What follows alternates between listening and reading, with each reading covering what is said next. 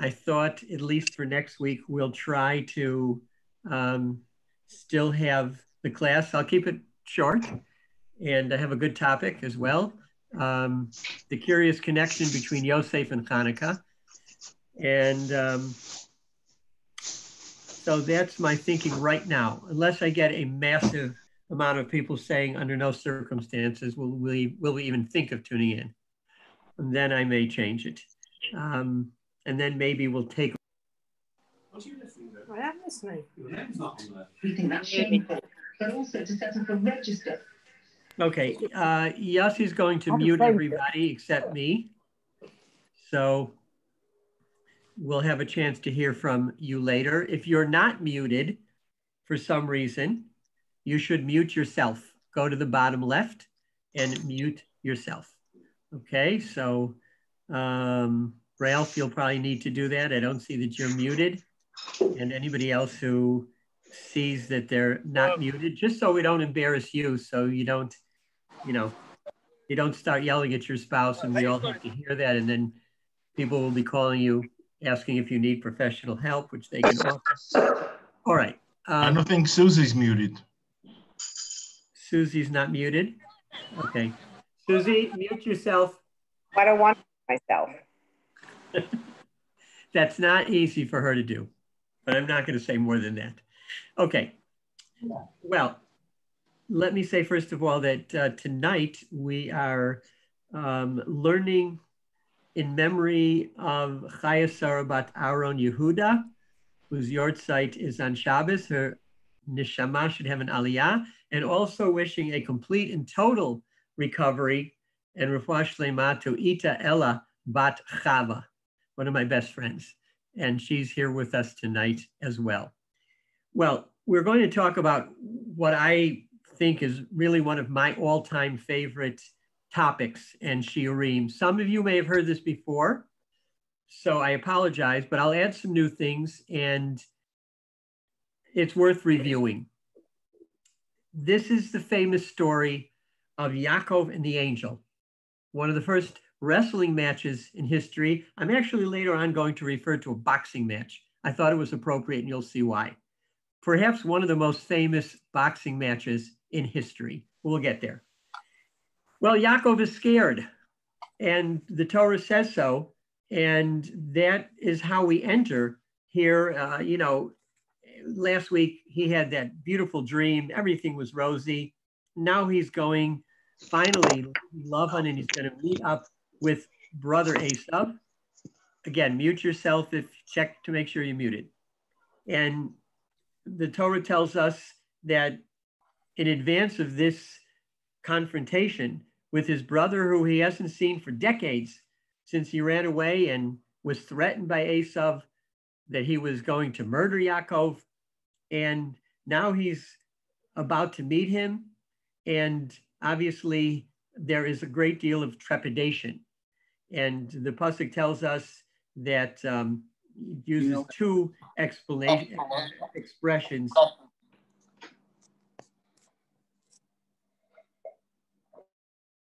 You're muted now, Rabbi. Can't hear you. Okay, sorry. Somehow I got muted there. Can you hear me now? Yes. Okay, thank you. So the Torah uses two expressions of being scared. And on this, there are many explanations as to why. Rashi says that he doesn't want to be killed, but he doesn't want to kill Esav either. Another explanation is that he's scared because Esav, and uses two expressions, because Esav had two primary mitzvot that Yaakov felt would stand him in good stead. One is that he did not leave Israel, whereas Yaakov did. Yaakov was coming from Haran, which is basically in northern Iraq.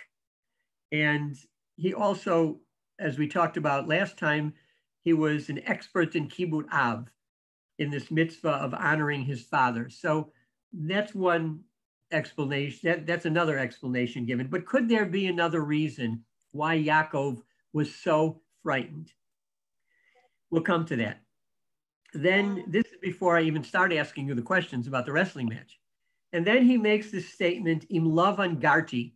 Sometimes I say kiddingly, you know the joke that how do you know that Yakov wore a black hat? Because it says Vayetze Yakov went out. Would he go out without his black hat? But here I say sometimes im lavan garti al tikra garti elegartel. That maybe Lavan was maybe he was wearing a white gartel. In any case, and they got that letter wrong.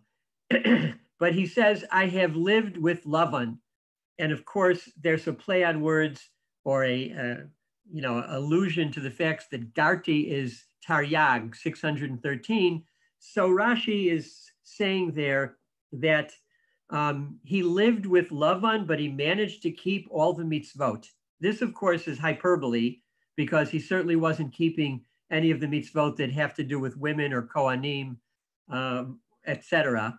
But why is he telling us this? Why does he kind of begin this whole saga and saying to the malachim, the angels he sends ahead of him, tell my brother Esav, im Lavan garti.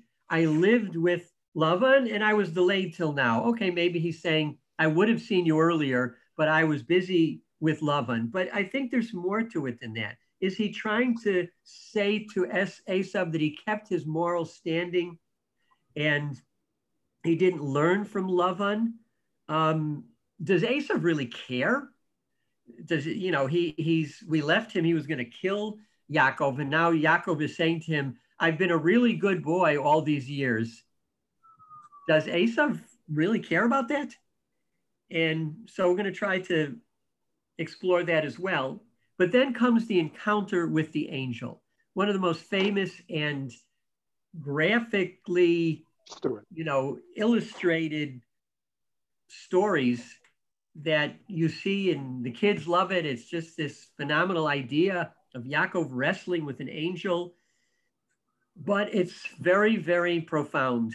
And we're going to try to have a really, what I think is a deep understanding of this encounter, which was so important in the life of Yaakov, but also is important for all of us even today. And that's why I said in the title, the never-ending wrestling match. So many questions jump out at us the second that we look at this story. And it begins, at the beginning, where the pasuk says, Vayivater Yaakov levado, vayevek ishimo. Yaakov was left alone, and then he wrestled with a man. Well, obviously, that's a self-contradictory statement. If he's alone, there's no man. If there's a man, he's not alone. So right away, we're wondering what's going on here. Is this really a man?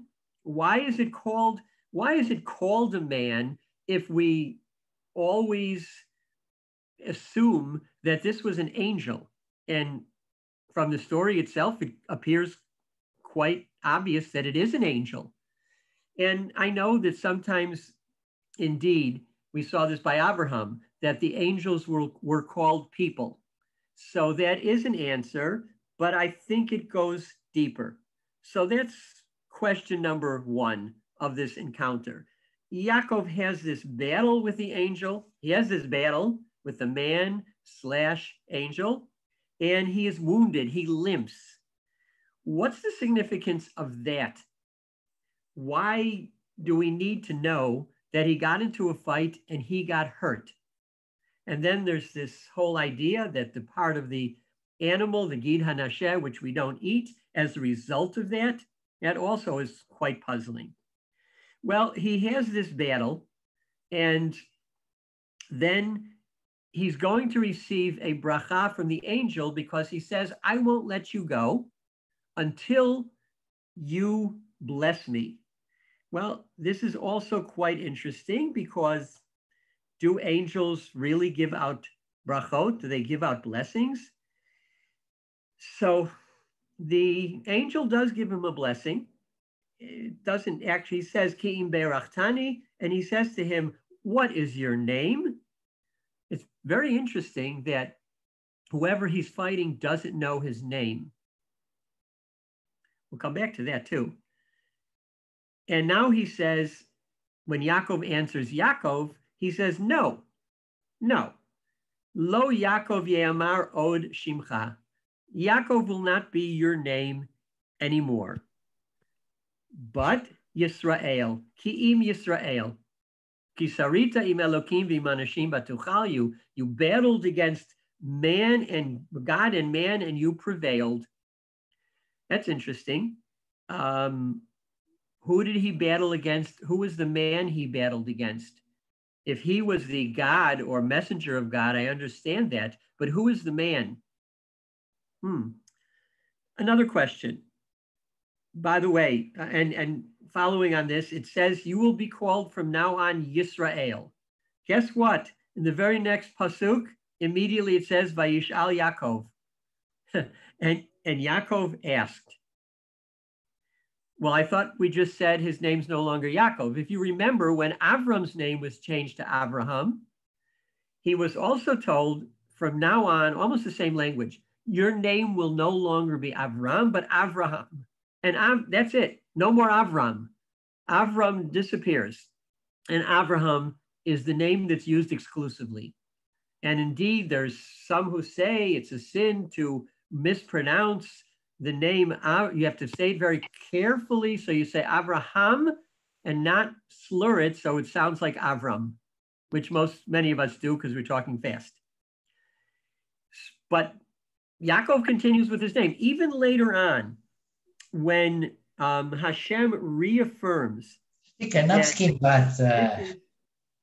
Hashem reaffirms that this is indeed his name. And just to read you that pasuk, which comes at the end of the parsha, Vayomer lo Elokim shimcha Yakov, lo yikarei shimcha od Yakov, ki im Yisrael yeshemecha. Well, he's going to a lot of trouble to tell us this, that your name is going to be Yisrael. Forget about Yakov. However, 3 psukim later, what does the pasuk say? Vayikra Yakov et shema makom Beit El. So Yaakov's still around. What's going on here? Then we have one of the most puzzling parts of this story with this battle with the angel. Yakov turns to the angel and says, after he's been given this new name, Vayishal Yaakov Vayomer Hagidana Shemecha, please tell me your name, Mr. Angel. Maybe it was Charlie's angel, but the angel, you can just picture this, looks at him like, what are you talking about? What a question out of left field. Lama zet tish'al lishmi. Why would you possibly ask my name? And of course, he doesn't answer it. There are opinions about this, whether he did, but it looks like he didn't answer it. But he gives him a blessing. Exactly what that blessing is, we're not sure, but maybe he reaffirms that his name is Yisrael. So immediately afterwards, it says Vayikra Yakov.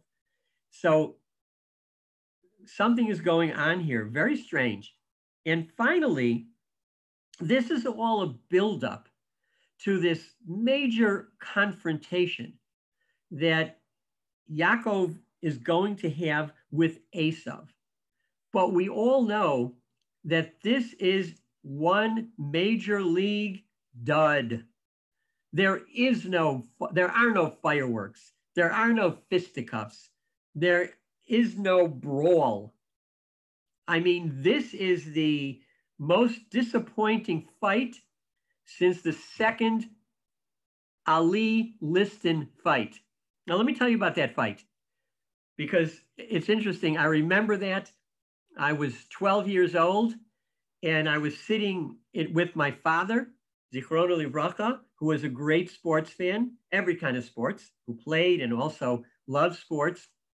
And this was such an anticipated fight because Muhammad Ali, who would become arguably the greatest boxer of all time, had only lost once.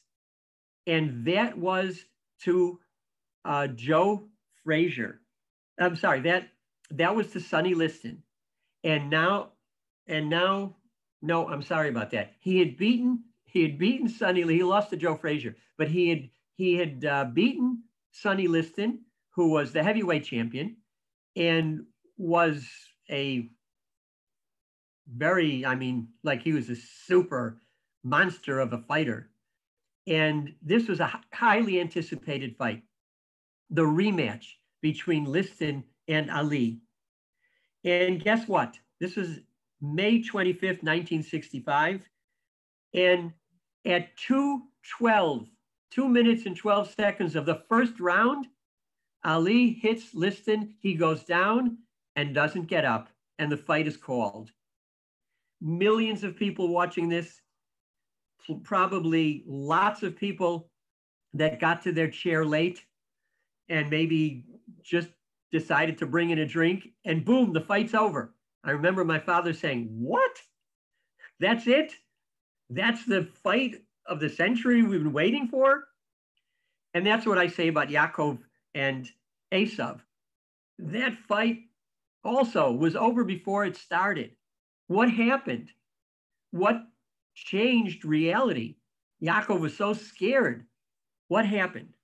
So let us try to answer all these questions and understand what this battle, this wrestling match and this battle with Esav is all about. We know, and we've said before, that our soul and our essence is in our name. That's why the word neshama contains within it the word shame. A name is very, very important. It's mina shamayim. It's mystical. When parents name a child, they're given a certain amount of ruach hakodesh, of divine inspiration.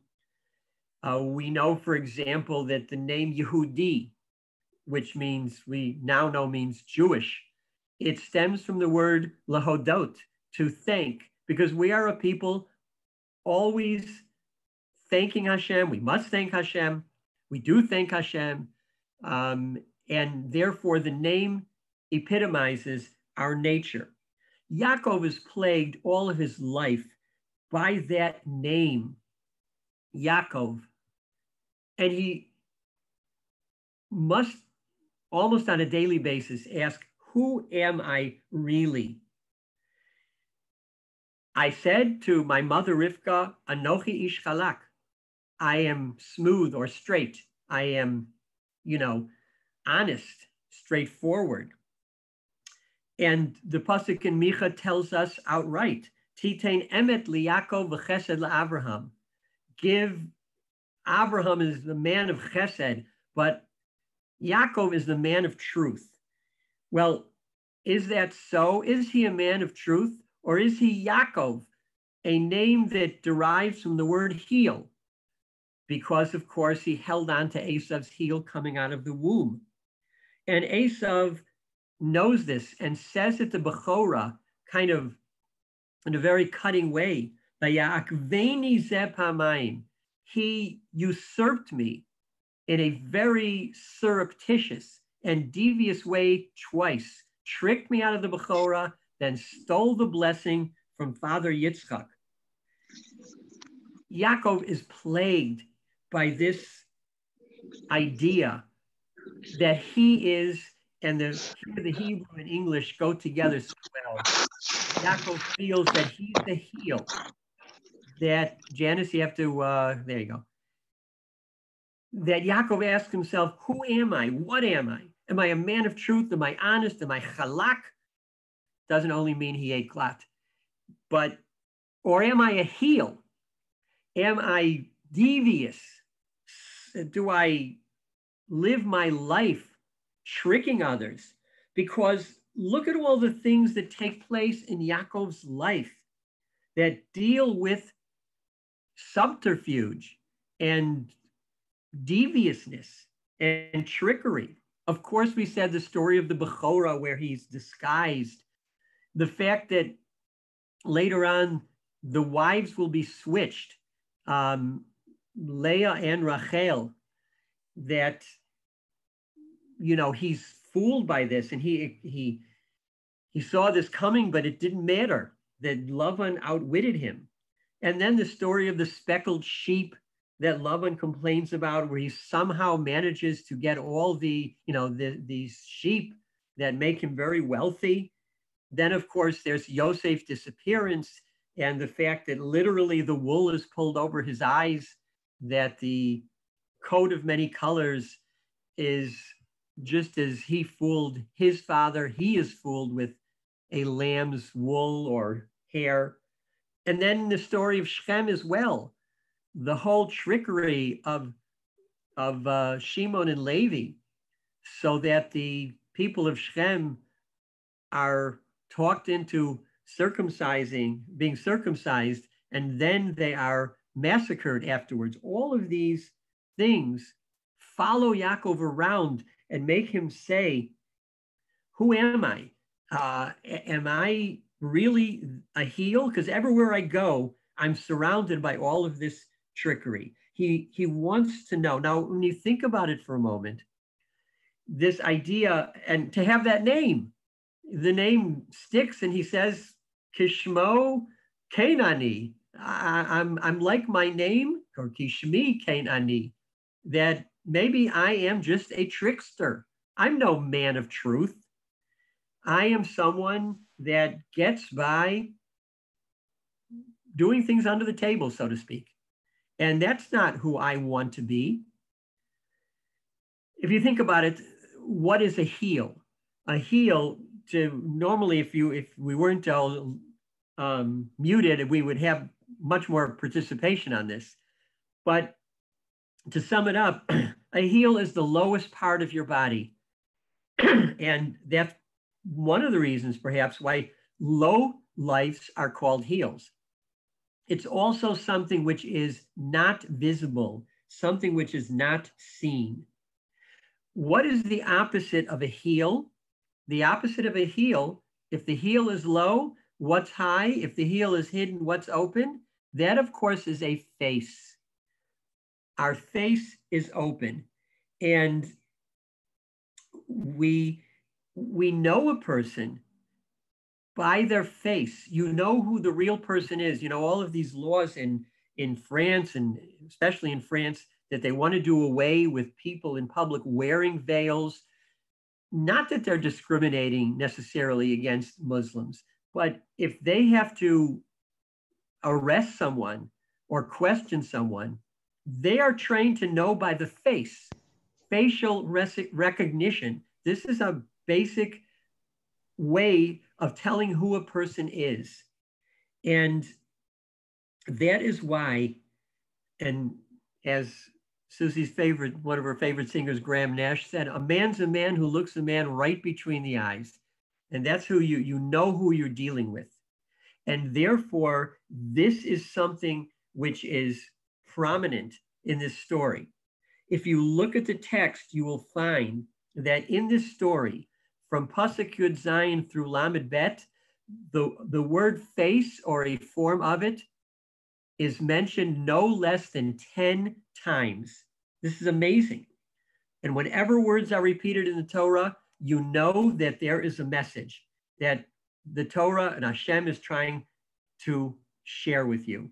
If you just think about, I'll read you 2 psukim where Chaf Aleph, Yakov says, Ki Amar Achapra, he's going to send gifts.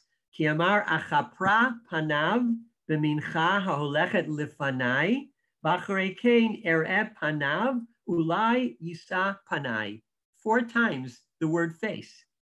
And then later on, when he names this site of the battle with the angel, Vayikra Yakov Shema Makom Piniel, Ki ra'ita Elokim panim el panim. Face to face. What's going on here clearly is that Yakov is facing, no pun intended, he's facing this internal crisis he has. Who am I? He's coming face to face at last with his true nature. The fact that, yes, these things happened to him, but they haven't made him into someone of immoral character. And that's perhaps the reason he says, Im Lavan Garti. He says, yes, I lived with Lavan, and you might suspect that I learned from him how to be a con man. That seems to be what happens to me over and over, but I am not. That's not me. I was able to somehow overcome that, even though I was with the master.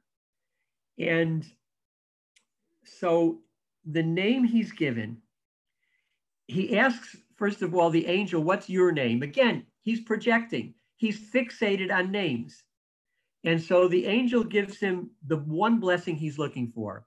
You have a new name. It's Yisrael. And although it's defined there as battling, ki sarita, we all can see right away that the name Yisrael contains within it Yashar.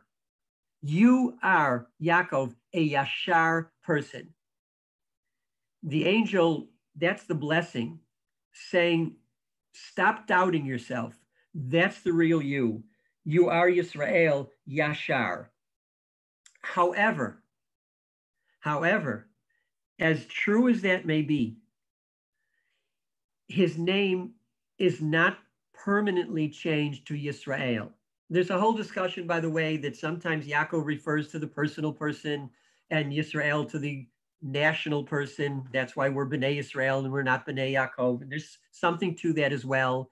And suggesting that Yaakov has two personalities. That's why, in a sense, he becomes the fourth Av. So it could be symmetrical with the Arba Imahot. Now there are four Avot, Abraham, Yitzchak, Yaakov, and Yisrael. There's something to that. I'm not going to, you can chew on that.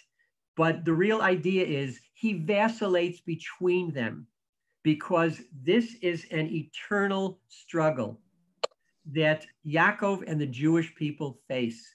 Who are we? Are we Yashar, or are we people that get by with less than glatt kosher behavior? And that's why the name is used, it continues on and used interchangeably. And that is the battle that we ourselves wage, like Yakov did throughout history. Look up the word Jew in a dictionary, and the definitions are not all very nice.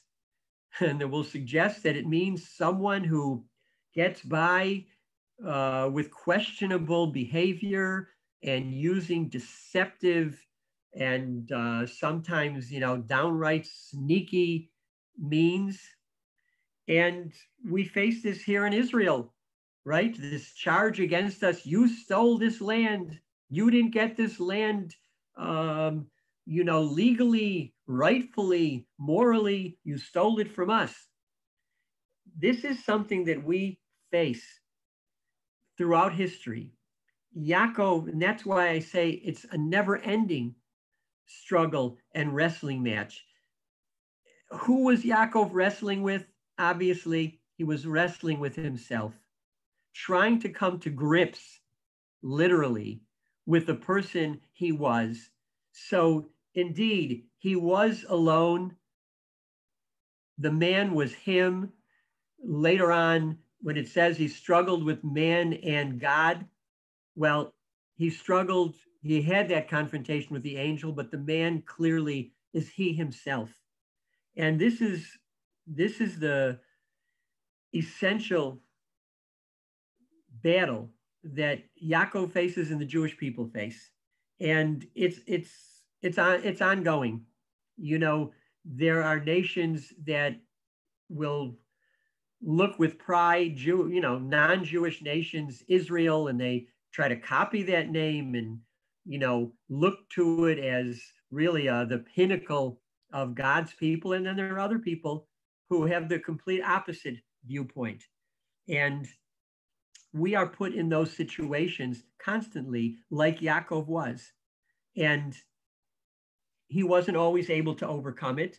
Sometimes he was the Yaakov. And this, by the way, is what he says to his sons. He does, Shimon and Levi, when they wipe out Shechem, which has always been a place of murderers. It was one of the Arei Miklat with Hebron and others. He doesn't say, you did a terrible thing. He doesn't condemn the act, but he said, you did it in a way, lahavi sheni. You did it in a way that embarrasses me, that brings me back to that sense of, you couldn't just do it outright. You couldn't just declare war. They kidnapped and raped Dinah. And I tell people when they don't understand the story, anybody from England would understand if they would have, certainly back in the day, kidnapped and raped Queen Elizabeth, it certainly would have been an act of war. And that's what this was as well, with the complicity of the townspeople. So Yakov doesn't condemn the act. He condemns essentially the way it was carried out, because it's reinforcing that idea, oh, it's Yakov, the heel. He does things in an underhanded, hidden, low-life kind of way. And that's not what he wants to be. So this, I suggest, is one of the most important stories and ideas presented in the whole Torah, that we will be confronted throughout history with these kinds of challenges. And we have to rise above it. We have to find a way, as Yakov wanted to do, to persevere, but hopefully to do it in a way that is not underhanded, because that will not accomplish what Hashem wants to be accomplished in this world. And that is for us to be as the Navi says, a light to the nations, and to be looked up to so that people emulate our connection to God and become more godly themselves. So we've tried to really answer all the questions that, and that's why I said in the beginning, Yakov is scared. He's scared because maybe again, I will have to do something in an underhanded way. And finally, the fact that the fight with Esav is a dud and never happens, well, the reason is obvious.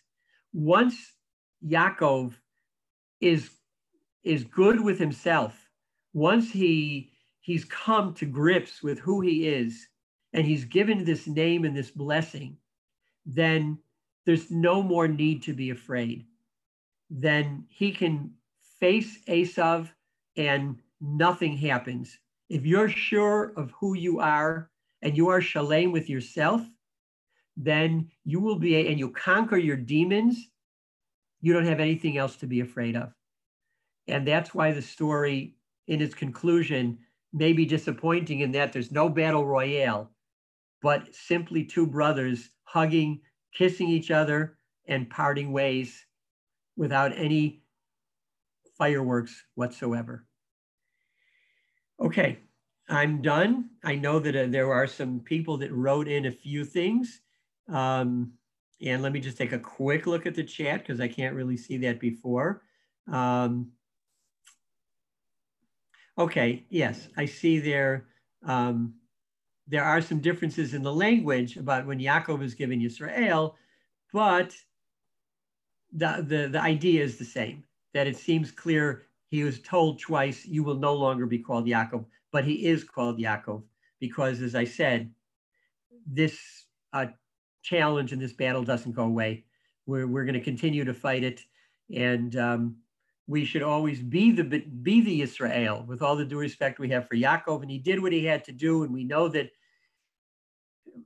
that's what we've gone through as a people, but you pay a price for it. Yakov also paid a price. He fooled his father, and so he was fooled by his own children. He left his family home for 22 years, and that's exactly the amount of time he didn't see his own son, Yosef, and separated from him as well. There's a lot of this Mida Keneged Mida going on. He did what he felt he had to do with Rivka's great help, but that doesn't mean that it doesn't come with a price. So that's the lesson. Anybody else wants to say something? Next week we're going to try to meet. I would like to meet on the topic of the curious connection between Yosef and Hanukkah, and it's something we can fulfill this minhag of studying Torah while the candles are burning, and then we'll see about the week after that and maybe take off. So I thank you all for coming. Thank you. Stay healthy. Hello. Thank you. Thank you. Thank you, Rav.